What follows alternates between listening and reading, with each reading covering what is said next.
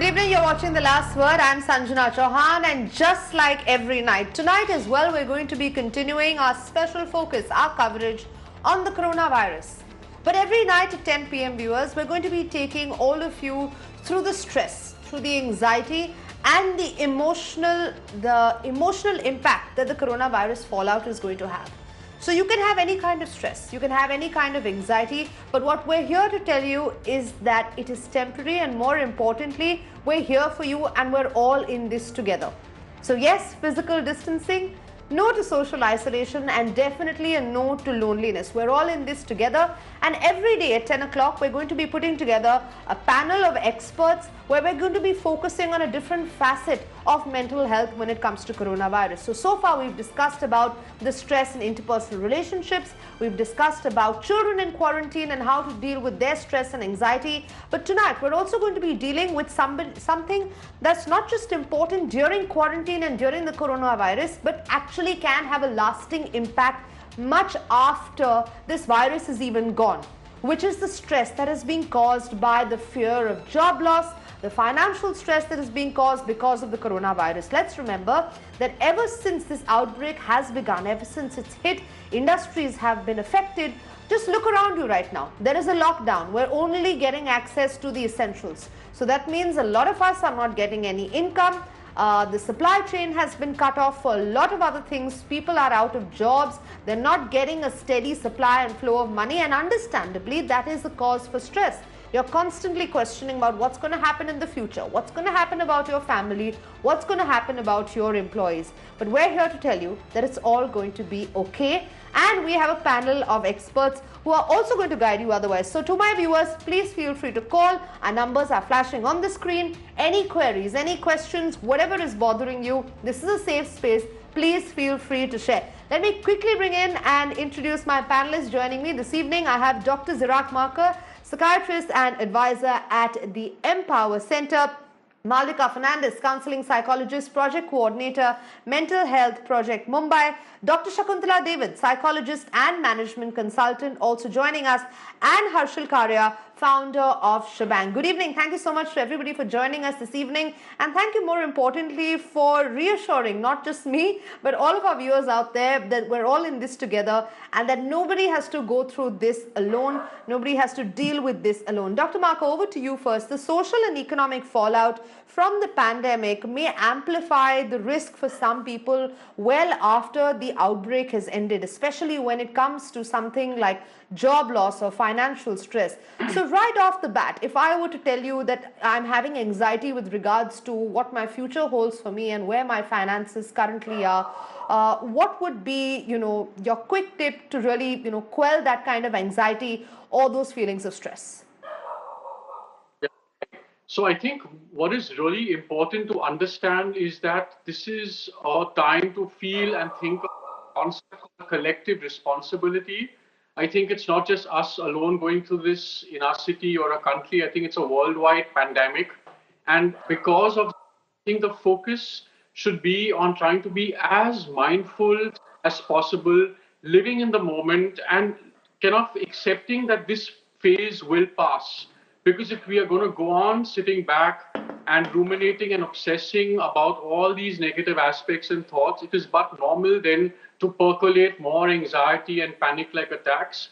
So we just have to live in the moment and also, in a way, look at this whole aspect of being locked down as a forced time to commit with your family and loved ones and friends. We get such little time in life to do that this quality time with people at home is like a blessing in disguise.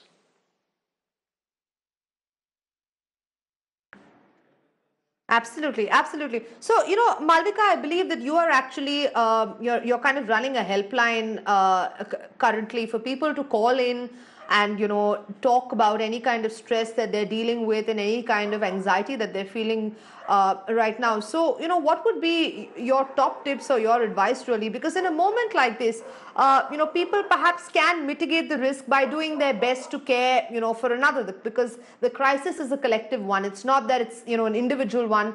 So no one should actually have to endure it alone.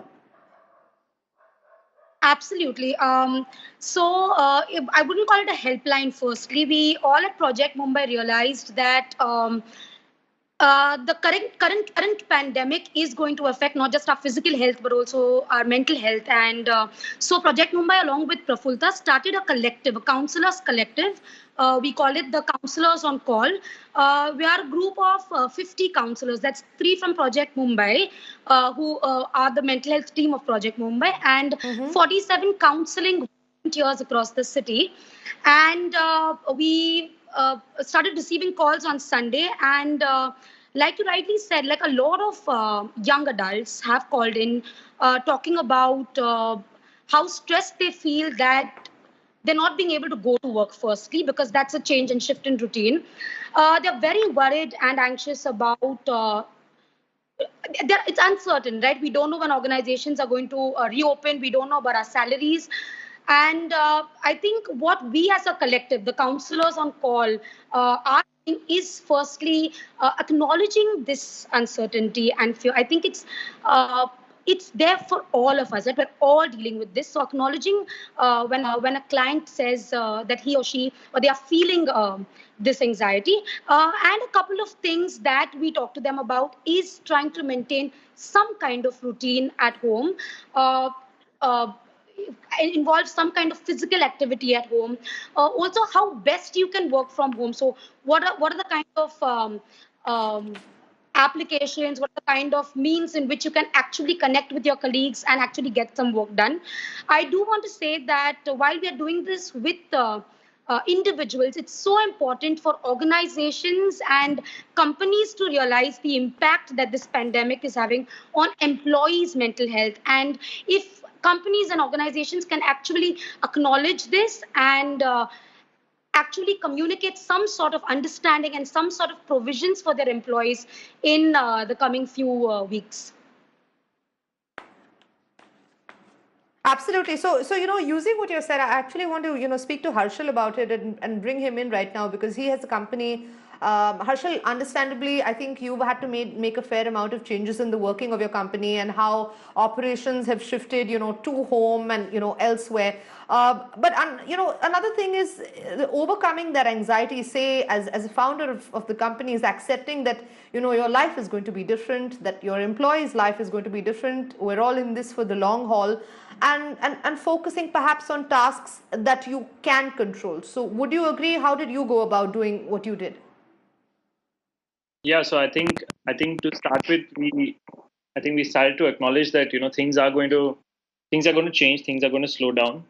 So we need to make while things are going to change and slow down, we need to make things as comfortable as possible for the teams that are working from home. So I mean, just kind of like an example of what you guys are doing at Mirror now. The cameras at your house. I've been seeing your stories that you know uh, you try in this kind of a scenario to make the tools that are available that are needed for work to be as easily available as possible. So that's essentially what we try to do: make the tools available as much as possible. As many systems that need to be going to people's homes have gone to people's homes.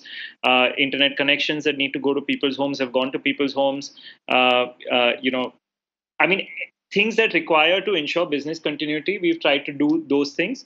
And I think the focus of industry right now is to try and keep business, while mentally business will not be as usual. I think the other part of making sure that business goes on as usual is also to try to do as much as you can to make sure that business goes on as usual. So I think that's the emphasis that we try to put, saying let's try to do everything we can to ensure that people feel like it's business as usual, even though it may not be so.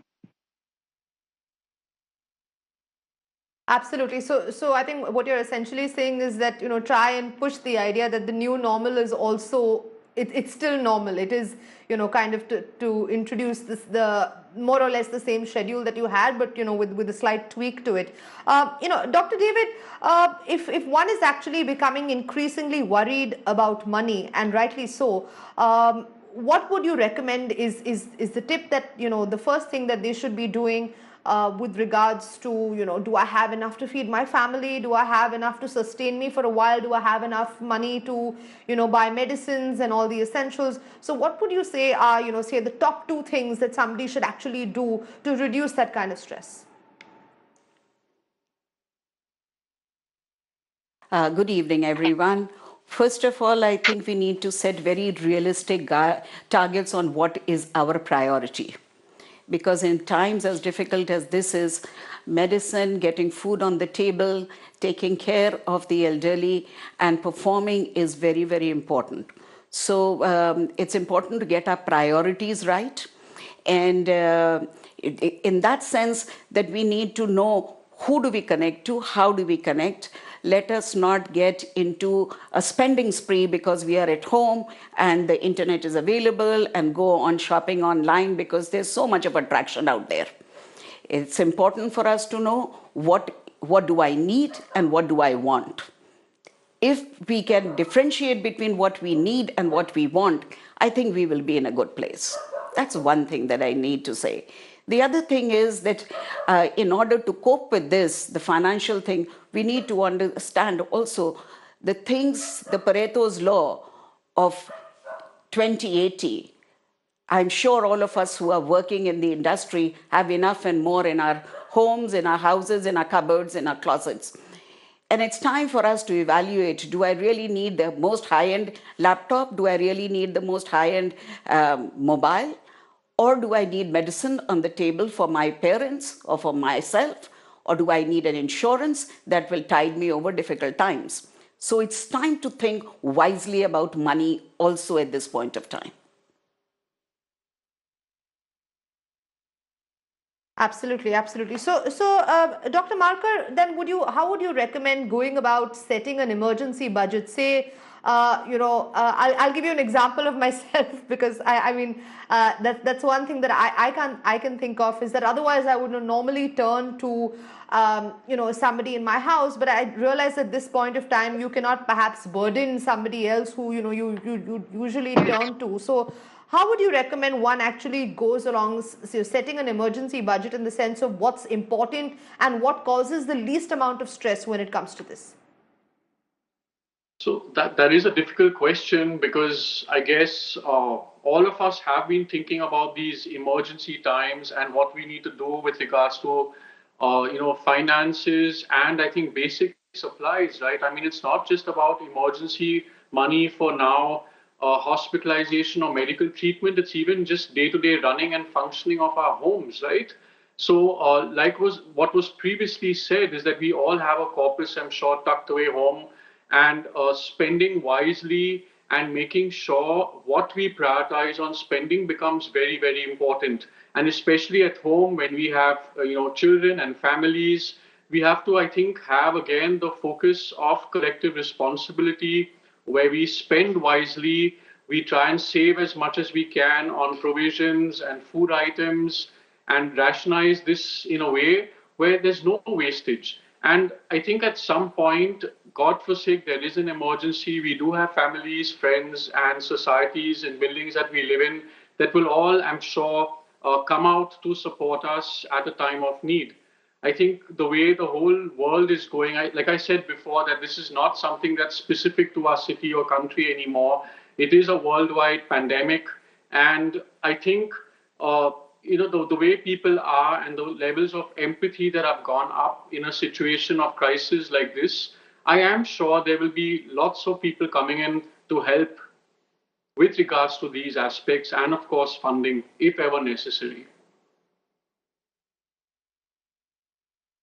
Okay, Harshal, when you first heard about the outbreak and when you perhaps got the information that this is the kind of ramification it was going to have, mentally, what was the first thing that you felt?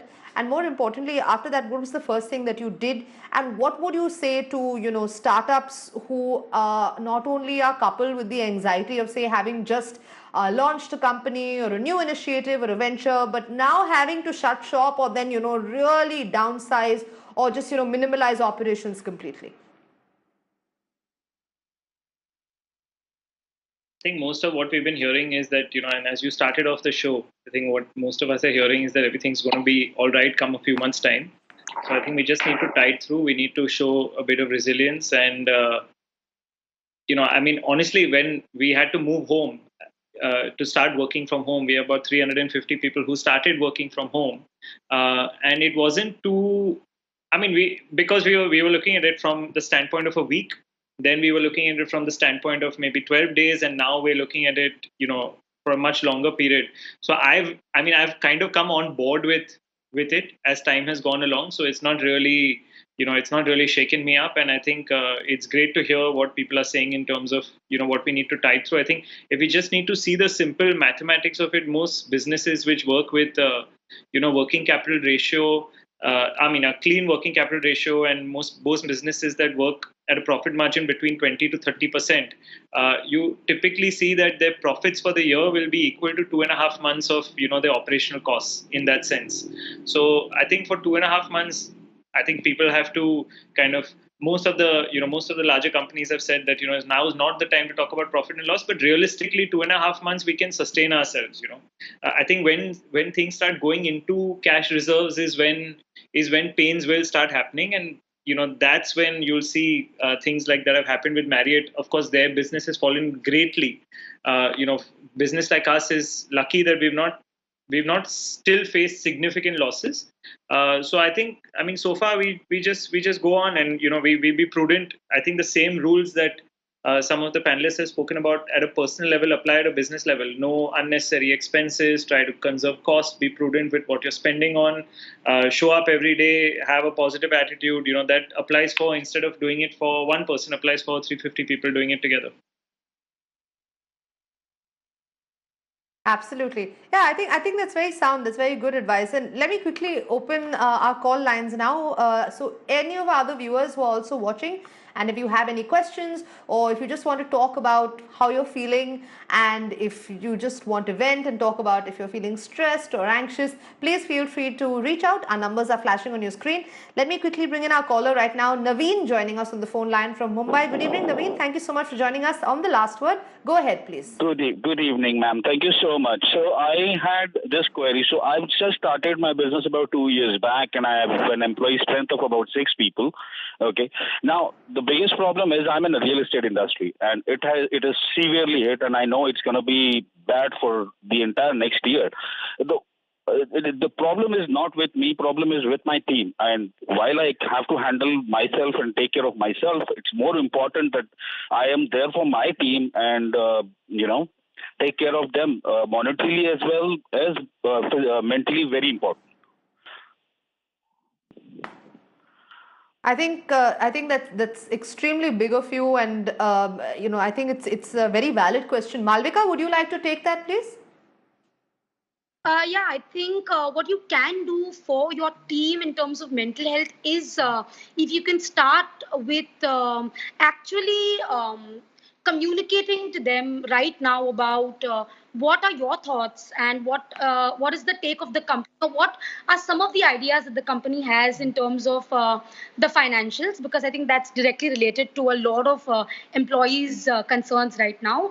And I think in the short and the longer run, if we can look at counseling not opportunities, but counseling spaces in your office, or if you can help them in terms of having employee engagement, understanding what they are going through. I think it's very important for you all to communicate at this point to see what is going to be the future of your work culture in the next coming months. Naveen, I hope we were able to answer your question, and I wish you all the best, and I hope that you're able to power through this, and I'm sure your team will be absolutely fine. Dr. David, what Malvika said was pretty interesting, and I think although it is a harsh one, I believe the coronavirus is going to be a harsh learning, but a learning nonetheless. Perhaps for all of us, not only to be a little empathetic, but also look out for, say, our employees. So maybe now, do you think companies should absolutely make it imperative to have some kind of counseling, to have some section or part that that is even contractual, or even make it like a regular feature where you have a company counselor, where you give mental health that importance, just so that you're in touch with your employees and you always know what's going on in their lives? Absolutely. It is very, very important, and companies will have to now look at getting a counselor on board. because the overload after this is going to be huge. And as Malvika said very rightly, we have to now look at what kind of culture does the organization want now. And mental health, as physical health, is a major burning issue. And our young people basically do not have the support system available. So if there are nuclear families in metros, there is no support system available. At work, there is a major trust issue. Who do I confide about my finances, about my relationships, about my well-being? It's hard to find a trustworthy person. And therefore, in organizations, we will need to look at creating safe spaces. That is one. The other is mental health is still a taboo. People really don't talk about it. And it's time that we started addressing them to say that mental well-being is part of productivity because it is directly related to productivity. And if we can address the emotional quotient of people and take care of their well-being, where they can come and talk to a person who is non-judgmental, a person who's accepting, a person who will not have any adverse effect on their performance. That is employee engagement culture that the organizations will in future have to look at and get over the denial process that mental health is no longer an issue. It is an issue. And we need to now, organizations, especially the human resources and the employee engagement departments, will have to do sensitization, trainings, plus availability of counselors on board. And the reach out has to be extended to deal with this. Because as we are rightly talking, we are in this for a long haul. It's not going to get over in 5 days, month. It's going to have a cumulative effect for months to come. That's right. Dr. Marker, understandably, there is, of course, the fear of people who are in jobs about, say, they've lost their jobs, or the fact that, money isn't going to come in, or there are people who run companies. But there is a sizable population, especially in India, where, youth makes up a huge part of the population, is people who don't have jobs just as yet. And understandably, that's already been quite a problem in the country. We're seeing the numbers that are dipping gradually. So something like the coronavirus further can, push somebody into anxiety, add more stress for what their future may or may not hold. So what would be your advice to that, particularly, the youth who are concerned about their future and who currently aren't even employed? Sure.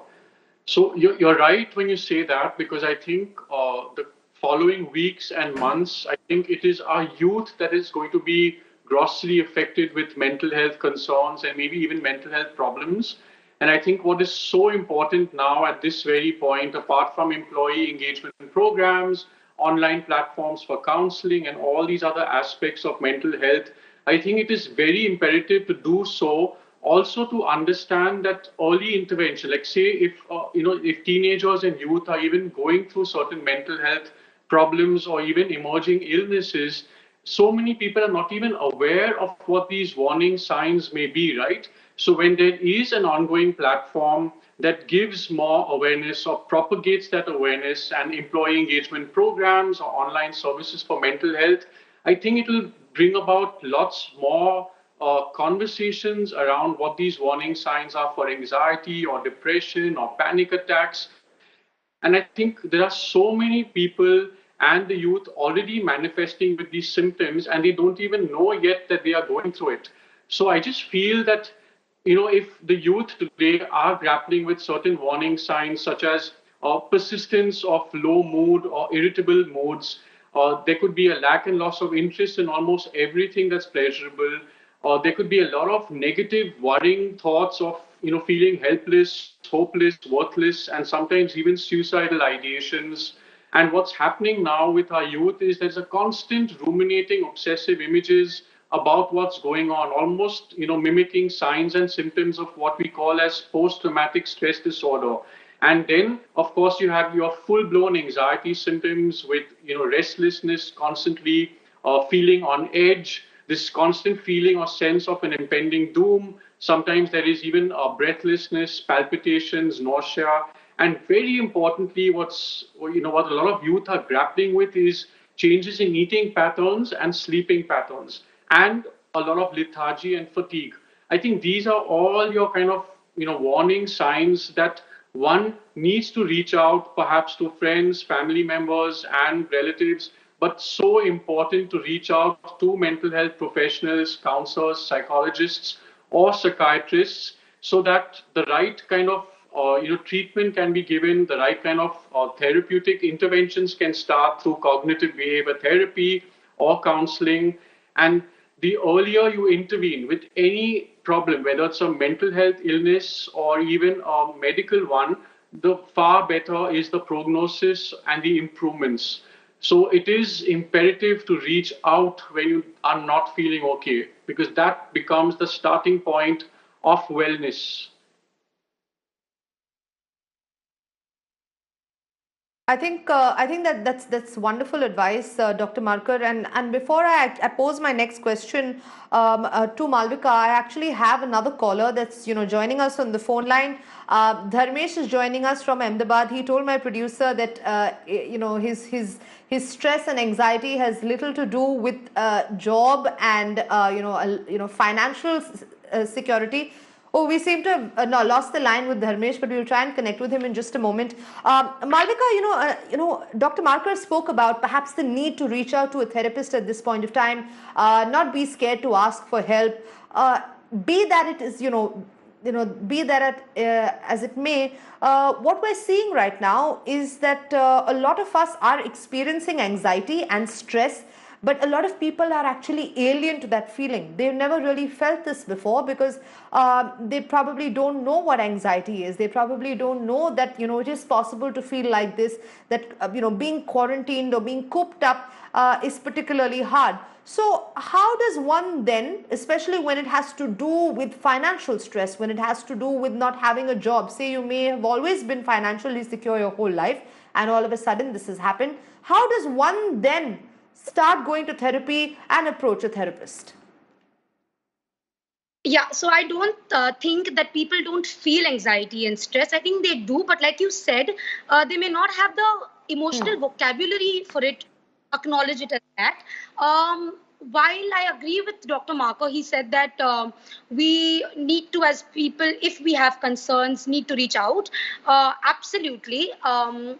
But I also feel it's not an individual problem. Mental health and mental health challenges are not embedded in just individuals, but they're systemic. And so just as it's important for some individuals who can reach out on their own to a mental health professional, I think it's very important that the significant others in that person's life or in our lives reach out for us. So if I'm having a mental health challenge, it may be hard. And I'm telling you, this is coming from the fact that I'm a mental health professional. But sometimes it's hard to talk about your mental health.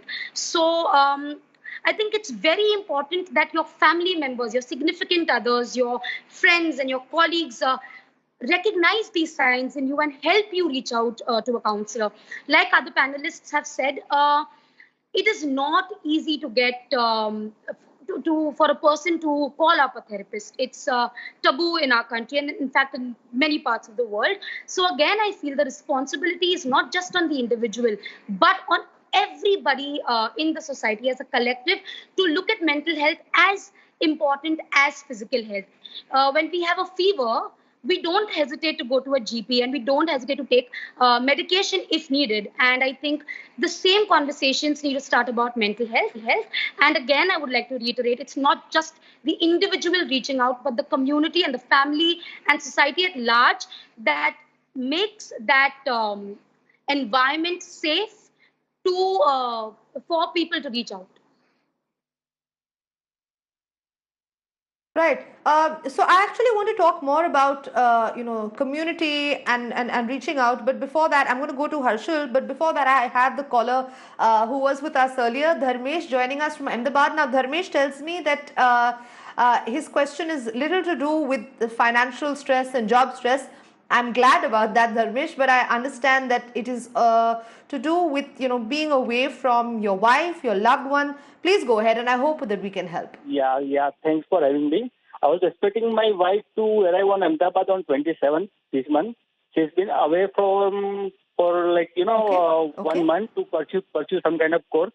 Now she won't be coming home for another 1 month, I think. So I am alone right now. And thank God I know how to cook food. So that I am not worried about. But I'm worried about my mental condition because I have a slight effect of epilepsy also. So how do I deal with it? Okay. I'll let Dr. Shakuntala David actually take this question. Dr. David, go ahead. Over to you. Yes. What did you say your name was, young man? Dharmesh? Dharmesh, it is, thank you for calling us. What you are going through is a real feeling that you are all alone, and loneliness can be hard. At the same time, I'm so glad that you have reached out to us. Our numbers will be available, you can take them. But what I need to say to you at this very moment is that please reach out to friends, talk to them, do visual office meetings, talk to your wife on video conferencing as many times as you want to, relate to your feelings. Don't intellectualize it, everything. You are low, verbalize it, and talk, both of you communicate with each other also how you're going to tide over this difficult time of separation, where you were looking forward and longing to be together. So how do you both deal with it now with a situation that is beyond your control? And it's important that it's not only you, but your wife also must be going through the same thing of looking forward and then suddenly things happening, but you're not able to reach out. So do communicate, not only intellectually, but also your feelings and your emotions. And those emotions that you are feeling, first of all, recognize that they are real. There's nothing to deny them. You are honest about it. And I'm so happy that you are verbalizing it. That's the first step to acknowledging that, yes, I'm going through this. The second is talk to your wife and speak to and decide how do you deal with this time of separation. Because separation brings about pain. And therefore, there is pain that is caused emotionally. So physical pain we can see, but what you're going through is emotional pain. So how do we address that pain and how do we heal that pain so that it doesn't hurt, the feeling of hurt, which is a mixture of both anger and sadness that you are experiencing. And now that you are there and you are talking about it, how do we cope with pain? And one thing to cope with pain is to realize that she is there for you, that you will meet soon. That's a reality. And that today technology is available that you can communicate and talk. So which helps, right, Dharmesh? So do that and connect with as many people as possible. Do virtual meetings in the office if you can. And if you need professional help, please reach out to either me or Malvika or any four of us who are there to help you to cope at a personal and individual level.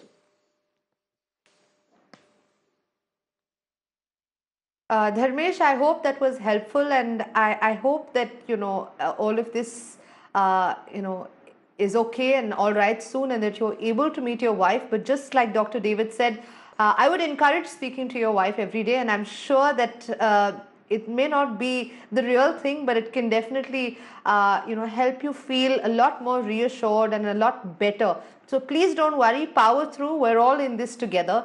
And to my other viewers who are watching as well, please feel free to call with whatever questions, whatever queries you may have. Today we're discussing the stress, the anxiety, the mental health issues that you may have resulting out of the fear of job loss or financial stress because of the coronavirus. But if you are feeling anxious or if you're not feeling all right, even just because of the coronavirus fallout and the emotional impact it's having on you, please feel free to call. We're going to try and help the best way that we can.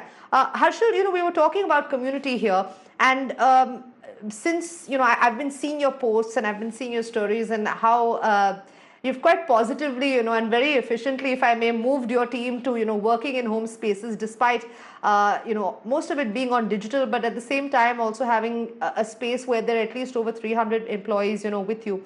So to other people, to other companies, say, they're in the process of doing this, what would be, your pep talk to them that they need to give to their employees? What is the best way to speak to your employees? What is the best way to tell them that, okay, this is happening, but this is what we're going to be going through. So just like how I've been asking parents and experts how to speak to children, when in quarantine, what would you say is the best way for companies to speak to their employees at this time? Firstly, I want to take this opportunity to my colleagues who are watching. I want to say thank you to them because they've been doing a fabulous job. It's really tough working from home. So it's not every day that you get the opportunity to be called by a great television channel like yours. So I'd like to say thank you to them. I think to start with, I think acknowledge that it's, for as a business, as people running the business, I think it's very important to acknowledge that it is going to be tough. And therefore, when it's going to be tough, I think you say it as it is, that it's going to be tough, and we're going to do everything to make sure that we can ensure that you tide through this tough time. So I think that's first. I think set the context is very, very important. I think people need to understand that they're going to go through a difficult time, so they kind of brace themselves for it. Second is, I think it's very important to celebrate the small wins. So I think for us, the big moments come, as I've been observing the last few days, and it's all. I think all of us are doing this kind of like for the first time in our lives, where we're working for such long stretches, at home together. And I think also when working with human beings and setting for a company culture that some of you spoke about, I think all of it comes through human interaction. So this is the first time where it's happening, where it's not going to be built through human interaction. So it's a lot of interesting wait and watch.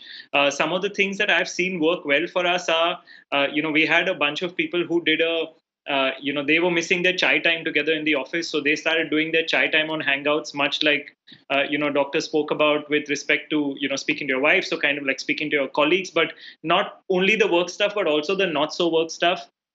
We also have some of our teams who are kind of working to set in place maybe like every evening a video call party, if you may. So they're doing stuff like this, celebrate the small wins. I was speaking about that. So the staff that actually went and put the systems in everybody's house, everybody really enjoyed, and everybody was really grateful and thankful that they did that. On the night of the announcement, yesterday night, actually, we put out a video crowdsourcing all the footage from different people across the company, and we put out a video encouraging people to stay out. So maybe collective acts of kindness, do different things that can bind all of us together.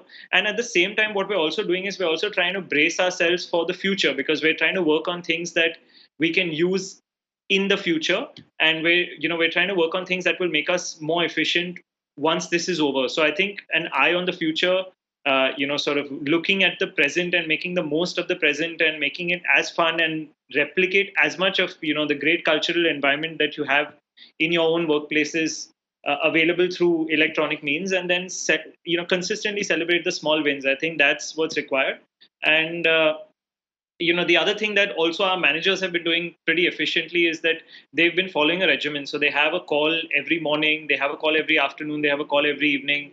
I think before we went into this, we went in to work from home from last Tuesday. So over the weekend, Saturday, Sunday, Monday, we were kind of working on making formats to ensure that we're able to still work from home efficiently. Now, I'm seeing a little bit. I'm hearing from different colleagues that hey, now it's becoming a little tiring, and it's becoming a little difficult to work this way. So I think now the next few days will also be interesting. But these are some of the things we're doing for now, and I hope that's useful to others listening. Actually, Harshal, I have a follow-up question, but before that, I'm quickly going to get in a caller and then come back to you for that. I have Jacob joining me on the phone line from Bengaluru. Good evening, Jacob. Thank you so much for joining us on The Last Word. Go ahead. What can we help you with tonight? Good evening, ma'am. Thank you for giving me a chance to speak on Mirror now. Hello? Of course. Please go ahead. Yeah, see, actually, we seem to be concentrating more on working from home and then how to minimize on expenditure. My concern here is that in Bengaluru, we have got a lot of export manufacturing units in Bangalore. And I think 100% of the employees are ladies who are working there. And I feel they're all on daily wages. Now, after this lockdown has come into force, I don't know how they're going to meet their expenditure. Okay, we need counseling and we need so many other methods to reduce the stress. But how are you going to meet their daily expenditure? Because that is a big concern. And I think there's something should be done. At least ad hoc amount should be paid to them on a monthly basis till this lockdown and this virus is taken out from India. So that the government has to consider with a lot of importance because they are all daily wages and they cannot work from home. They cannot, to cut down the expenditure, they don't have any income. So how is this going to be dealt with? That is my main concern. So that's all I want to talk to you. Okay. I think that's an extremely valid, absolutely, that's an extremely valid concern, Malvika Fernandes, because this is something that we actually also need to, look at. Perhaps there is a sizable amount of population, who are not just concerned about job stress, but with regards to not having a job and how to put their next meal on the table. And they may not have the resources or, the available information to even understand that, hey, you need to, seek counseling or therapy for something like this. Absolutely. I feel here the work of the state becomes very crucial because I think mental health support is one thing, but giving them their daily wages is of crucial importance. So I think here the state needs to step in and offer some kind of help to people who are working on daily wages. And I think organizations and companies that can in their capacity help their contractors and people who are working for them on a daily wage. Please, as a mental health professional, I can only request you to be kind, and I request actually most of us who have maids who have help at home to please be kind to them while most of them are not coming to our homes to work now because of quarantine. Please don't cut their salaries.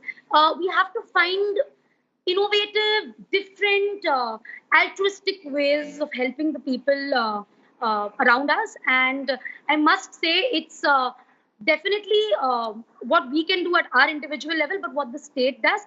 And in terms of mental health support to the daily wage workers, if you as a person who's aware of such knowledge and can talk to them about it, because there are services that are being provided in multiple languages. For example, Project Mumbai has started the counselors on call in multiple languages. So if you are somebody who's aware of anybody across strata of society, across languages, who require some kind of mental health support, you can communicate that to them in simple language. You can say, कोई है जो अगर आपको कुछ तनाव है, अगर आपको कुछ तकलीफ है, आप शायद ये 15 मिनट 20 मिनट अगर बात करें तो शायद आपको कुछ हेल्प मिलेगा. The idea is to make it more accessible to everyone around us. So that's all I can say. I mean, let's try and do as much as we can. Absolutely, Jacob from Bengaluru. Thank you so much, for putting that across and really also, trying to start that kind of conversation, because I think that's much needed at this point of time. Before I come to Harshal, I actually want to get in Dr. Markar here, because we were talking about leaning on a community that would perhaps help at this point. I think particularly, say, for somebody who's always had a structured 9-to-5 job, or somebody who's always worked in an organization. Do you think at this point of time perhaps it would help to take a page out of, say, somebody who's worked in the art community, somebody who's been a freelancer, because they're able to understand how to work around routines, how to bring in a new schedule, and more importantly, stay disciplined, even if it means sitting at home?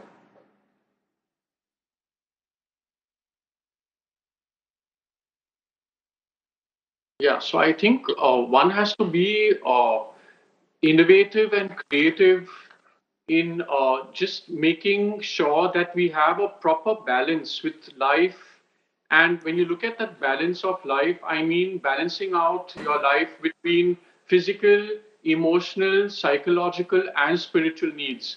I think, when you talk about people in the creative field or artists who don't have, say, a structured 9 to 5 job and a work habit like that, even housewives, right? I mean, there are so many remarkable women who run their homes on a daily basis and look after their children, etc., and have to multitask and balance all of this. So you're right. I mean, taking a page from how they function on a daily basis like this is important. Like I said, the most important thing we're telling people in distress right now, and especially the youth, because when you look at our youth today, they're just running around the place. There are multiple things to do for them. They are constantly occupied. We are living in an age of, I think, instant gratification with social media and our work stressors and running to meet deadlines, that we haven't learned how to slow down. And I think this has taught us all such a meaningful experience, that it's so important to slow down. It is so important to find time to be with yourself and learn how to be with yourself without constantly being socially engaged, or time to introspect and reflect. Perhaps that is also something, with our crazy lives, we don't get time to do. And live with mindfulness, which is being in the present, in the here and the now, and focusing on togetherness, focusing on empathy, all aspects of positive psychology, and so importantly, gratitude, being or having gratitude for the smallest of things in our lives, be it, a roof over our head, be it cherished moments with loved ones, the food on our table, and umpteen number of things that we take so for granted in life. So focusing, your mind in a different perception, or looking at this whole pandemic with a different perception, I think is the key to moving ahead, so that there is more mental health wellness that comes about. And these things, can, go into creating a schedule that can be fun, adding humor, adding games, going back to old board games, right? I mean, as kids in the past, as far back as I can remember, games like Scrabble or just playing cards, reading, we've sometimes, I feel, lost the art of just holding a book in our hands and spending hours on reading. We've lost out on listening to music for a long period of time, going in the kitchen and cooking or just baking. And there are so many things that we don't do actually with our children. And I think for us, and I'm talking of myself as a father, I mean, there are some days, days that go by that I don't get to see my kids because I've either left my house when when they've gone to school, or I'm back home and they've gone to sleep. So, having meals together, just having or being able to have breakfast, lunch, and dinner with your kids, with your family, with your wife, with friends or relatives sometimes who are at home. These small things in life, I think, need to be focused upon, cherished, and like I said, constant utilization of gratitude and mindfulness that can really help us sail through this difficult time. Absolutely. Practice gratitude. That's, I think, wonderful advice. Let me quickly bring in a caller right now joining us from Hyderabad. I have Harita on the phone line. Good evening, Harita. How can we help you this evening? Good evening, one and all. Actually, I do have a query that you people are talking about mental health and balancing and peacefulness on this pandemic time. But some people, some employees, they do have some other works like financial sector works who can have to go on field and they have to earn for them. And that's a private job. So, about the private sector right now is at very risk. And even if they are having, they know that their jobs are at risk. And if the main head of the companies, they have to support their employees about these situations. But here happening about the opposite one, that how can they scold their employees that you people are not taking seriously. You have to do your job. Don't worry about these pandemic times. You do your job. You go on your duty. You do everything. And how can the family expect their family main member to go out and Now, in these risk situation, how can they accept these things? And with these type of means anxiety and all, how can they they cope up with these things? And you can understand now. Right now, their jobs are at risk. Right. I do, absolutely. And yeah, I think it's a very good question actually, Harita. Dr. David, would you like to take that? I'm afraid we'll have to keep it a little short since we're running out of time right now. But I think what Harita is raising is extremely valid, and perhaps a lot of people are going through that right now who still have to go into work. They still have to keep their jobs, and it may not, particularly be comfortable. In fact, it may be extremely anxiety, inducing. So what happens of those people? What happens of their families? Any advice for that? Yeah, these are stressful times, and I'm glad this came up because there are promoters who are pushing people to go out in the field and work. And I think if through your channel would like to appeal to each and every one that everybody's health is at risk and life is at risk. And therefore, we need to be a little more sensitive. Your anxiety is well found. However, having said that, we need to have a realistic picture of what my employer's expectations are. And through your channel, I like to appeal to the 135 billionaires who are in this country. The progressive countries of the world have asked their governments to take on 75% of the wages of the sectors where they are not structured, and 25% for the employers to be able to take that financial burden on. If something Times could focus on and bringing collectively the CII and other industrial groups together to have a dialogue, because this is everybody's problem. It's not only one family's problem. It's a collective problem, and we all are in it together. So therefore, we all need to find a solution for this real threat of jobs going, providing amount of money that will provide food on the table and necessities for everyday living. Mm-hmm. Right. I'm afraid I'm completely out of time, and I actually meant to ask Harshil, one more question, but we're going to have to save that for another time. But thank you so much to my entire panel for joining us this evening. Dr. Zirak Markar, Dr. Shakuntala David, Harshil Karya, and Malvika Fernandes. Thank you so much for your expert advice, and more importantly for sharing what kind of experiences you've gone through, what you're doing with your employees, what you're doing with your company, and more importantly, how to battle and deal with job loss related stress, financial stress. Now, we all understand over here that this is the coronavirus. We're all in it for the long haul, but we also need to acknowledge the kind of emotional impact this is having, the kind of impact that it's going to have on our mental health. And more importantly, we have to learn that we have to brave it out and that we're all in this together. So please feel free to call anytime at 10 o'clock, of course, every night, where we'll be taking one issue of mental health up every evening. Thank you so much to all my viewers for joining us this evening. Stay safe and please stay at home. Good night.